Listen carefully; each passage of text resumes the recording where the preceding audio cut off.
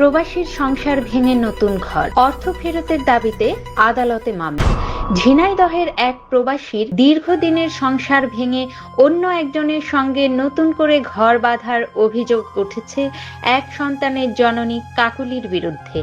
বাবার সব জায়গা যেখানে সেখানে আগান বাগানে ওই মাঠে সন্ধ্যের সময় ওই মাঠে চলে যায় যে ফোন করে কার কাছে। এ ঘটনাকে কেন্দ্র করে এলাকায় ব্যাপক আলোচনা সমালোচনার সৃষ্টি হয়েছে। স্থানীয় সূত্রে জানা যায়, প্রায় ৮ বছরের দাম্পত্য জীবনের পর প্রবাসী কামাল আহমদকে আইনগতভাবে তালাক না দিয়েই মোহন নামের এক ব্যক্তির সঙ্গে সংসার শুরু করেন কাকলি। আসতো আর কি করতো, বাস্তা ঝমাঝম বাস্তা নিয়ে বাস্তার মধ্যে ভরে ভরে 3 খাপে নিয়ে গেছে। পরে আর এক খাপ নিতে দিইনি। কামাল আহমদ প্রায় 4 বছর বিদেশে অবস্থান করে পরিবারের জন্য অর্থ উপার্জন করেছিলেন বলে জানা গেছে।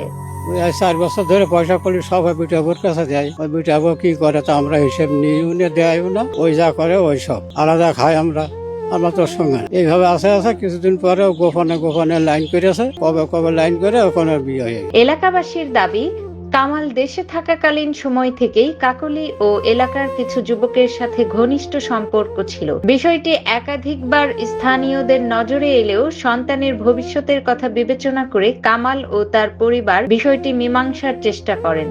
খারাপ ভাষা করেছে, খারাপ কাজ কাম করেছে, করার পরে আমরা ওই জায়গাতে সরাই দিই। দরকার নেই দরকারটা বাচ্চা চাইছে, অনেক বুঝাইছে, অনেক ড্রাইভার একটু কিছু কলি মালি উনি আবার গুছাই গাছাই চলে যায়। তবে পরবর্তীতে কামাল বিদেশে যাওয়ার পর ওই সম্পর্ক আরো গভীর হয় বলে অভিযোগ রয়েছে।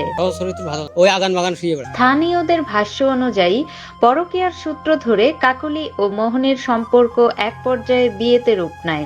এ ঘটনায় কাকলির ফুফু আমিনার ভূমিকা ছিল বলে অভিযোগ উঠছে। যদিও কাকলির পিতা মজিদ এ বিয়েতে সম্মতি দেননি বলে জানা গেছে। মেয়ে বিয়ে দিয়েছিলাম উল্লার থেকে আমার সাথে আসা যাওয়া করে, জামাই বিদেশ পড়াইছি, জামাই সেখানে বিদেশে আছে। কিভাবে কি হয়েছে এটা আমি জানি না, আমার বোন সবাই জানে, আমি কিছুই জানি। অভিযোগ রয়েছে, মোহনের সঙ্গে বিয়ের পরও কাকলি প্রবাসী কামালের কাছে আরো অর্থ দাবি করেন এবং এই সংক্রান্ত একটি অভিযোগও দায়ের করেন। 8 তারিখের থেকে তার সাথে যোগাযোগ বন্ধ। এই সম্পর্কটা আরো দীর্ঘ 3 বছর থেকে চলছে। আমার কাছ থেকে ওরা ব্ল্যাকমেল করে টাকা নিয়েই যাচ্ছে, মানে আমার বুঝতে দেয় না। যখন আমি বুঝতে পারি তখনই আমি টাকা পয়সা দিয়ে বন্ধ করেছি। এ বিষয়ে 2 নং জামাল ইউনিয়নের উল্লা গ্রামের বাসিন্দা কামাল আহমেদের পরিবার জানায়, প্রবাসে উপার্জিত অর্থ ফেরত পাওয়ার দাবিতে তারা আদালতে মামলা করেছেন। চলে যাওয়ার পরে আইনের ব্যবস্থা আমরা কেস করেছি কোর্টে।